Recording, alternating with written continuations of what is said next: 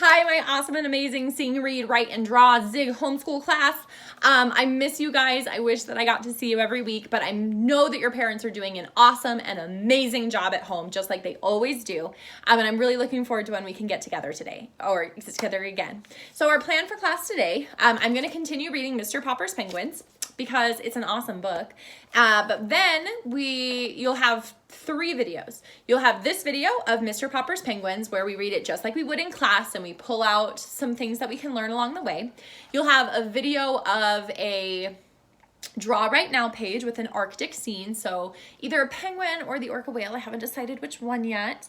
And then we will also have a little video practicing the little choreography that we already learned for our skit, our recital skit, so that you can practice that at home. It's not anything new, it's just what we learned in class. So those are your 3 videos for class this week. I hope that you guys are doing so good.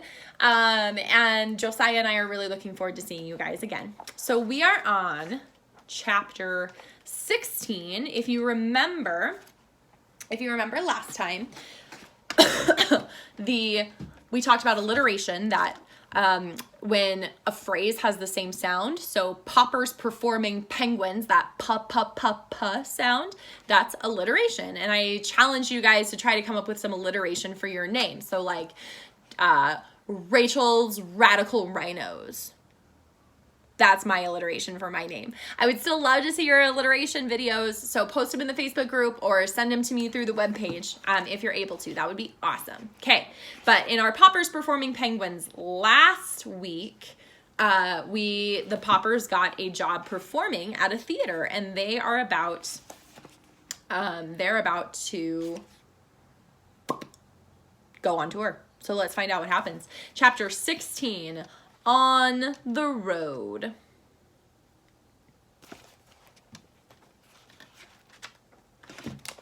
Chapter 16, On the Road.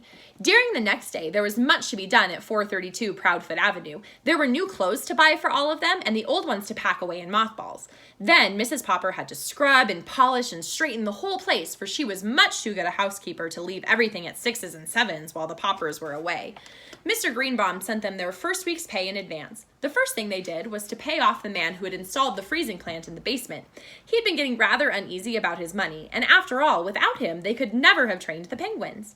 Next, they sent a check to the company who had been shipping the fresh fish all the way from the coast. At last, everything was done, and Mr. Popper turned the key in the door of the little house. They were a little late in arriving at the railway station on account of the argument with the traffic policeman. The argument was on account of the accident to the 2 taxicabs. With 4 Poppers and 12 penguins, not to mention the 8 suitcases and pail of water with the live fish for the penguins' lunch, Mr. Popper found that they could not all fit into one cab, so he had to call a second one. Each of the taxi drivers was eager to be the first to get to the station and surprise the people there by opening the door of his cab and letting out 6 penguins. So they raced each other all the way, and in the last block they tried to pass each other, and one of the fenders got torn off. The traffic officer naturally got very much annoyed. The train was about to pull out of the station when they arrived. Even with both taxi drivers helping them through the gate and over the brass rails onto the rear observation platform, they barely made it. The penguins were gasping.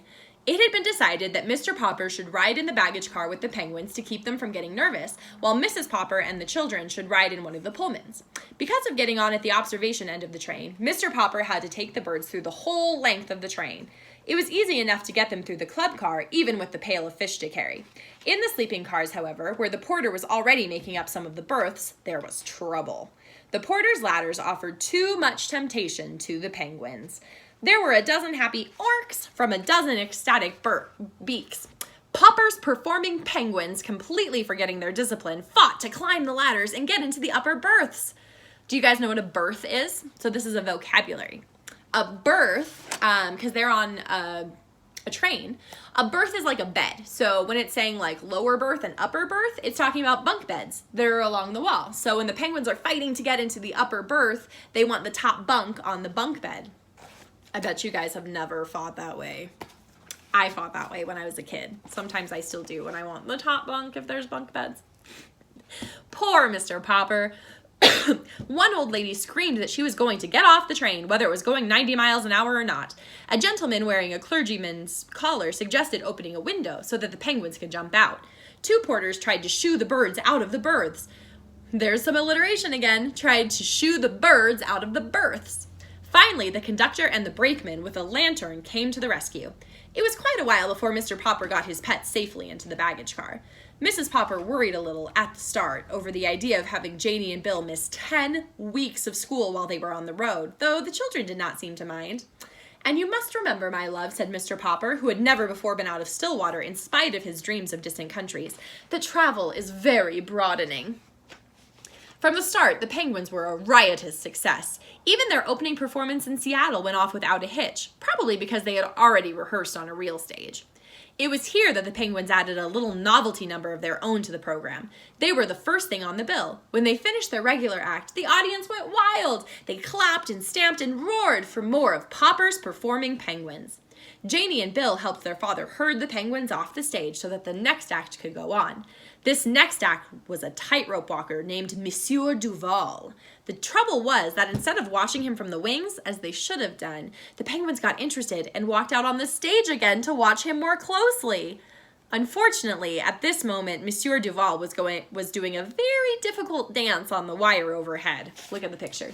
There's Monsieur Duval doing his trick on the tightrope, and there's the Penguins. Oh no! Remember, when you're in a play, you should always be off stage unless you're supposed to be on stage. We've talked about that a lot. The audience, of course, had thought that the Penguins were all through and were very much pleased to see them return and line up with their backs to the audience and look up at Monsieur Duval dancing so carefully on the wire high above them. This made everyone laugh so hard that Monsieur Duval lost his balance. "Ork," said the Penguins, waddling away hurriedly in order not to be under him when he fell. Cleverly recovering his balance, Monsieur Duval caught the wire by the inside of his elbow and saved himself. He was very angry when he saw the Popper Performing Penguins opening wide their 12 red beaks as if they were laughing at him. "Go away, you stupid things," he said to them in French. "Ork," said the Penguins, pretending not to understand and making remarks to each other in penguin language about Monsieur Duval. And whenever they appeared, the more they interfered with the other acts on the program, the better the audience liked them. It's understandable. It's not very nice, though, huh? We should never ruin other people's acts. So that is the first chapter of Mr. Popper's Penguins, Popper's Performing Penguins, on their way across the country. All right, thanks for listening, guys, and go ahead and move on to either the recital video or the Draw Right Now page.